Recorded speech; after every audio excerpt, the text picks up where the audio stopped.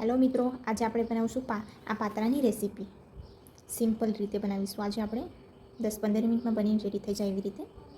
તો તમે જોઈ શકો છો, આપણે ચોખ્ખા પાણીથી પાત્રાને ધોઈ નાખ્યા છે અને આ જે એની નસ જેવી છે ને એને આપણે કટ કરી લેવાની છે. તમે જોઈ શકો છો, આને મેં કટ કરી લીધી છે. આટલી જાડી છે, એના લીધે થોડા પાત્રા ખાવામાં મજા ના આવે એટલે આપણે કાઢી નાખીએ આને. તો અમે આ પાત્રાની નસ કાપીને આવી રીતે ફોલ્ડ કરી લીધું છે રાઉન્ડમાં. 2-3 પાત્રા લઈને એને આપણે પછી નાના નાના ભાજી જેમ બનાવી આપણે એવી રીતે આપણે ટુકડા કરીશું નાના નાના.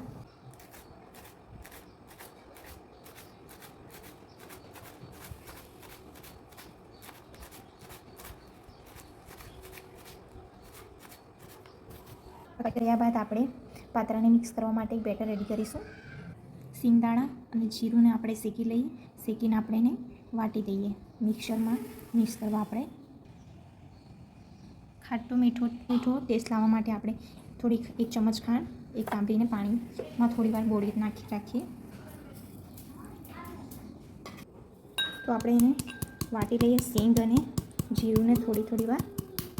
એક બાઉલમાં આપણે ચણાનો લોટ અને ચોખાનો લોટ લીધો છે. ચોખાનો લોટ એટલા માટે લીધો છે કે થોડા આપણા પાત્રા ક્રિસ્પી આવે એના માટે. એમાં હળદર, મીઠું, મરચું, આદુ લસણનું પેસ્ટ એડ કરીને આપણે મિક્સ કરી દઈએ. અને જે આપણે ખાટા અને મીઠાશ માટે આપણે જે આંબલી અને ગોળને બોળેલું છે થોડી વાર માટે, એ પાણી પણ એમાં એડ કરી દેવાનું છે. જીરું અને સિંગને જે વાટેલી છે એ પણ એડ કરી દેવાનું છે. ધીમે ધીમે આપણે આ બધું નાખીને મિક્સ કરતું જવાનું છે. આમાં આપણે આંબલીનું પાણી અને ખાંડવાળું પાણી એડ કર્યું છે. થોડું સાદું પાણી પણ એડ કરવાનું છે આપણે.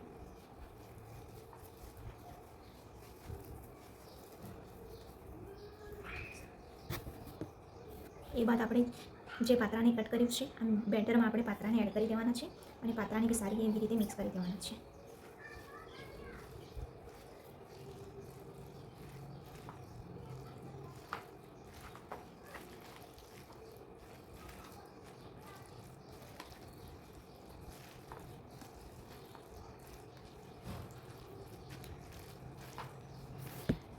એક પ્લેટમાં આપણે ઓઇલ લગાવ્યું છે અને સારી રીતે ઓઇલ બધી સાઈડ લગાવી દેવાનું છે.